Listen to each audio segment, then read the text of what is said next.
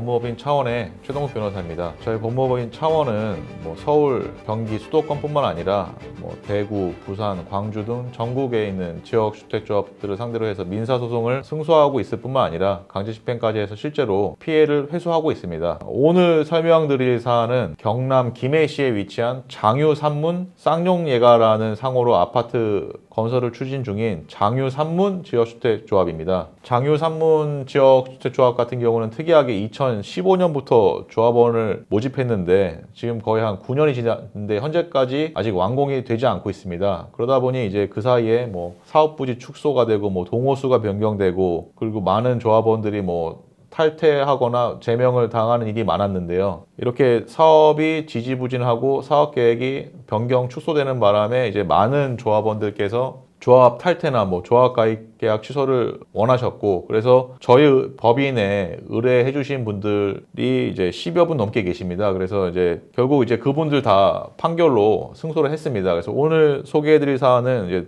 두 분께서 승소 판결을 받으신 분들인데요. 장유산문 지역주택조합 사건의 경우에는 특이하게 조합 가입 계약서 자체만으로 승소를 했습니다. 그래서 이 판결 보시면 아시겠지만 의뢰인들이 납입하신 금액 전액 4,560만 원, 5,090만 원 납입한 금액 전액에 대해서 승소를 했고요. 그리고 그 납입하신 금액 전액뿐만 아니라 그에 대한 지연 이자까지 배상을 명하는 승소 판결이 내려졌습니다. 그래서 이 판결에 대해서 조합에서 항소를 했지만 결국 대법원에서도 패소하는 바람에 저희 의뢰인들의 승소 판결이 이제 대법원에서 결국 최종 확정되었습니다. 많은 분들이 이제 착각하시는 부분은 지역주택조합 사건에서 승소를 하면 이제 조합에서 당연히 돈을 줄 거라고 생각들을 하시는데요. 실제로 그렇지는 않습니다. 그래서 저희 법무법인 차원에서는 이 장유산문 지역주택조합을 상대로 여러 가지 강제 집행을 실시했었습니다. 그래서 신탁사에 대해서도 강제 집행하고 은행에 대해서 강제 집행을 진행하기도 했었습니다. 그래서 결국은 저희 의뢰인께서 각자 납입하신 금액의 이자 약 1,000만 원을 더해서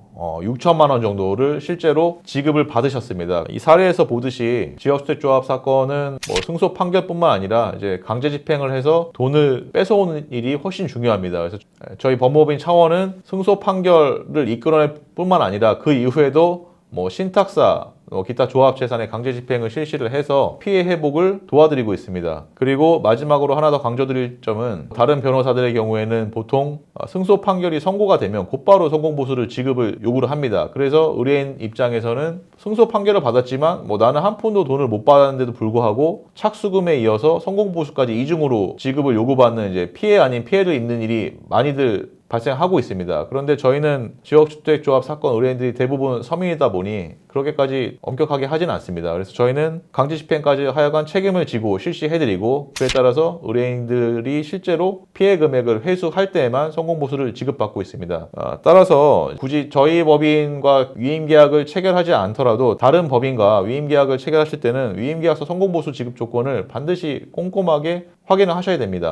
오늘 소개해드린 장유산문 지역주택조합 건은 지난 거의 9년 이상 사업이 표류하고 사업 부지가 축소되고 사업 계획이 변경되는 바람에 많은 조합원들께서 심적 고통을 겪으신 걸로 알고 있습니다. 근데 다행히 저희 법인에 의뢰해 주신 분들은 이미 승소 판결을 받아서 피해 회복을 실제로 하셨고요. 현재에도 거의 10명 이상 아직도 소송을 진행 중에 있습니다. 그래서 만약 장유산문 지역주택조합 건으로 탈퇴나 조합가입 취소 해제를 원하시는 분이 있으면 명함 주소로 연락을 주시면 언제든지 궁금한 점에 대해서는 즉시 답변을 드리고 소송이 필요하시면 저희가 최대한 신속하게 법률 서비스를 제공을 해드리겠습니다. 법무법인 차원 최동욱 변호사였습니다. 감사합니다.